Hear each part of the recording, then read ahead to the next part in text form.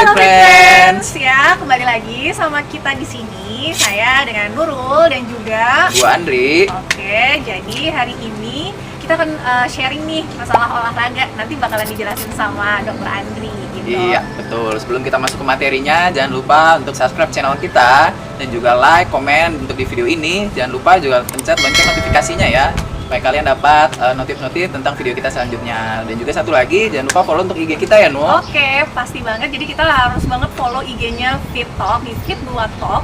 Jangan lupa kalau misalnya kalian memang mau komen ataupun mau share pengalaman kalian atau tanya-tanya masalah kesehatan, boleh banget langsung DM aja ke kita ya. Nanti kalian boleh pilih dokternya. Nu, lu suka nggak sih olahraga? Ya kadang sih, seminggu mungkin gue masih bisa olahraga 2 kali seminggu lah.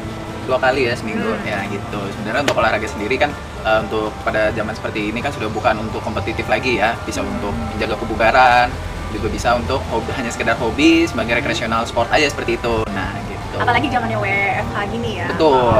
Kayaknya kalau misalnya olahraga itu bisa juga sebagai pertahanan tubuh supaya lebih baik lagi dan juga untuk mengisi waktu luang. Betul. Ya sih?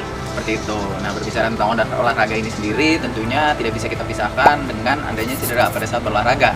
Nah, seperti itu. Jadi pada video kali ini kita akan bahas beberapa olahraga yang cukup sering kita temui pada saat berolahraga. Termasuk bahasan yang menarik nih. Gue tuh penasaran deh, Dri. Berarti lo jelasin gue dong, sebenarnya ada cedera-cedera yang seperti apa sih yang harus kita tahu supaya kita bisa juga istilahnya menangani bagaimana kalau ada kejadian seperti itu gitu kan. Oke, gitu. Jadi pada video ini kita akan menjelaskan beberapa contoh cedera ya. Sini kita akan membahas tentang itu adanya muscle strain, yang kedua ada ligament sprain, dan juga yang ketiga ada namanya muscle cramp.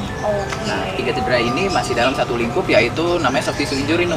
Nah, itu ada sebuah cedera yang terjadi melibatkan soft tissue pada jaringan kita. Begitu. Nah, yang pertama kita bahas di sini ada muscle strain namanya, Nu. Gitu.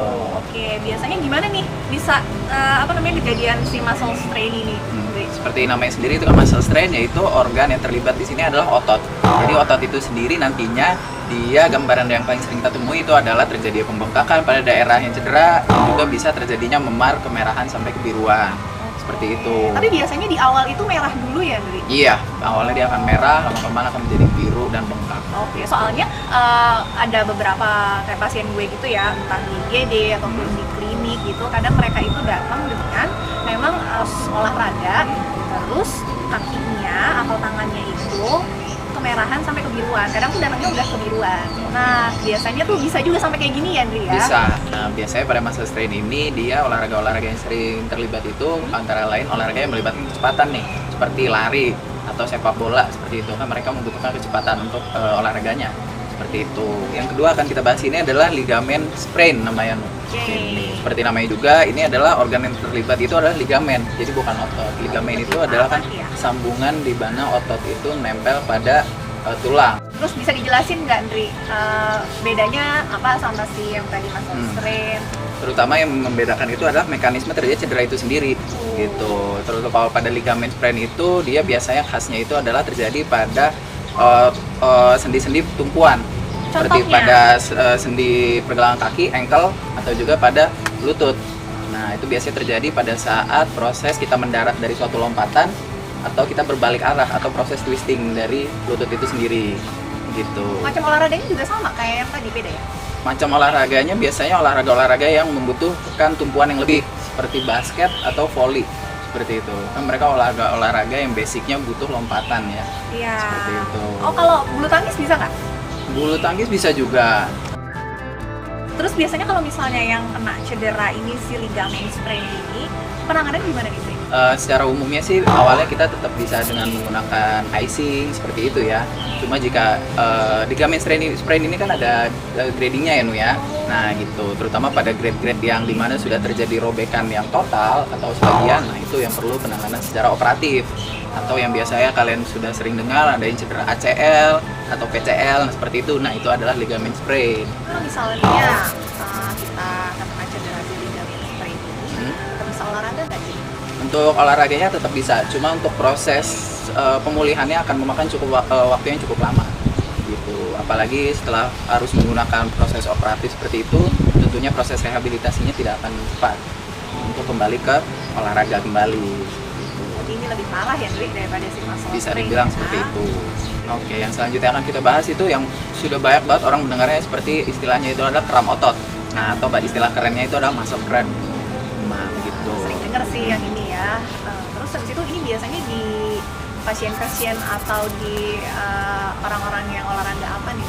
Untuk muscle cramp ini secara keseluruhan olahraga bisa terjadi, terutama orang-orang yang biasanya olahraganya itu dia tidak pemanasan atau pemanasannya kurang.